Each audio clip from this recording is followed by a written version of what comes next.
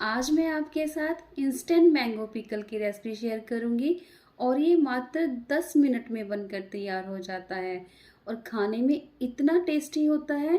एक बार आपने इसको बना लिया ना तो हर बार यही वाला अचार बनाएंगे। और इस अचार को आप इंस्टेंट बना सकते हैं जब भी आपका खाने का मन करे, और जितना ये इजी है बनाने में उतना ही खाने में टेस्टी है।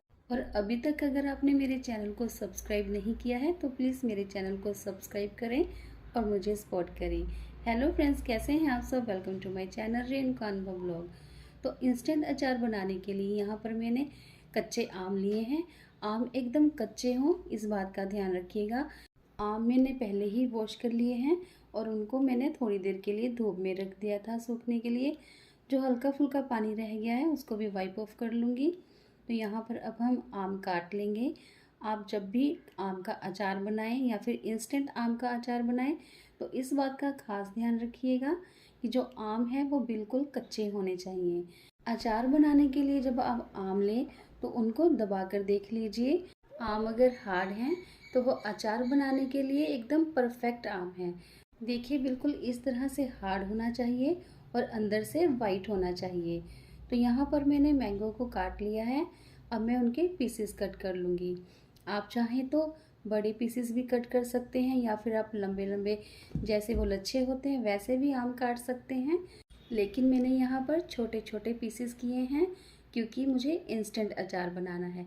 तो इंस्टेंट अचार बनाने के लिए बड़े पीसेस कट करने की ज़रूरत नहीं है, क्योंकि अगर हम बड़े पीसेस करेंगे तो उनको गलने में बहुत टाइम लग जाता है, मतलब 1 से 2 हफ्ता तो आराम से। तो इंस्टेंट अचार बनाने के लिए या तो आप बिल्कुल बारीक बारीक लंबे काट सकते हैं या फिर ऐसे छोटे पीसेस कर सकते हैं। तो इनको भी मैंने 10 से 15 मिनट के लिए धूप में रख दिया था। जो एक्स्ट्रा मॉइस्चर है वो सूख जाएगा। तो अब हम यहाँ पर अचार का मसाला बनाएंगे। उसके लिए मैंने 3 बड़े चम्मच सौंफ ली है, 2 बड़े चम्मच मेथी दाना, 3 बड़े चम्मच ब्लैक वाली मस्टर्ड सीड्स लिए हैं, मतलब राई, और 1 चम्मच मैंने जीरा लिया है।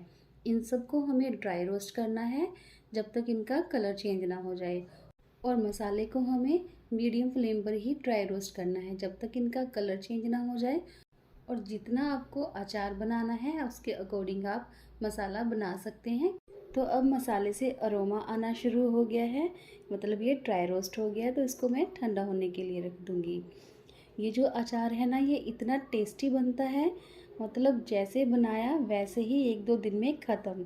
इतना टेस्टी बनता है ये अचार।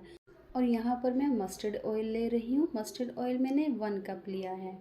जितना आपको अचार बनाना है उसके अकॉर्डिंग आप तेल ले सकते हैं, और मस्टर्ड ऑयल में ही इस अचार को बनाया जाता है, बहुत टेस्टी लगता है। और धुआं निकलने तक हमें तेल को पका लेना है।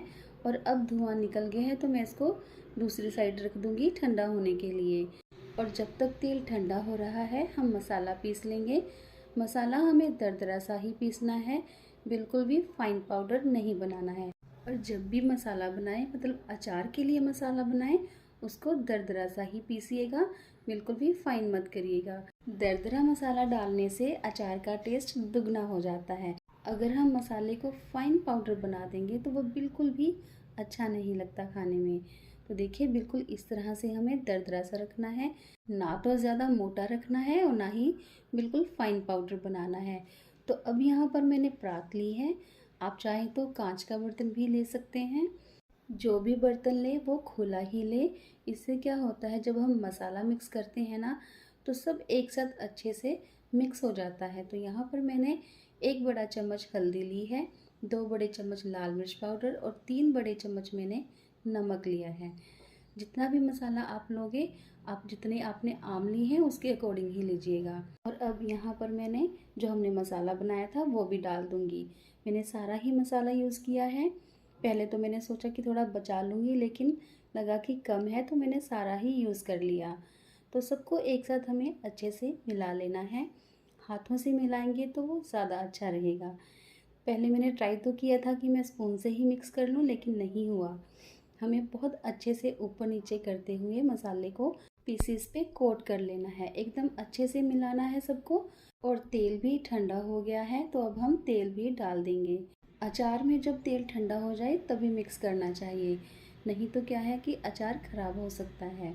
तो सारा ही तेल मैंने डाल दिया है और अब हम अचार को अच्छे से मिक्स करेंगे। और ये इंस्टेंट अचार है, जैसे बनाया वैसे ही आप इसको खा सकते हैं। ये इंस्टेंट अचार इतना टेस्टी बनता है ना, मतलब आप जब खाएंगे ना तो आपके तो हाथ ही नहीं रुकेंगे खाने के लिए।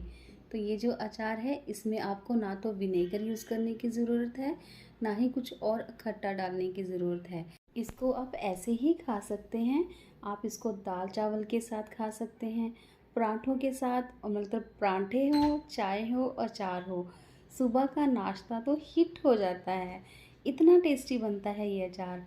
तो बस मसाले के साथ हमें अचार को बहुत अच्छे से मिक्स कर लेना है और अब हम एयर टाइट कंटेनर में अचार को स्टोर कर लेंगे।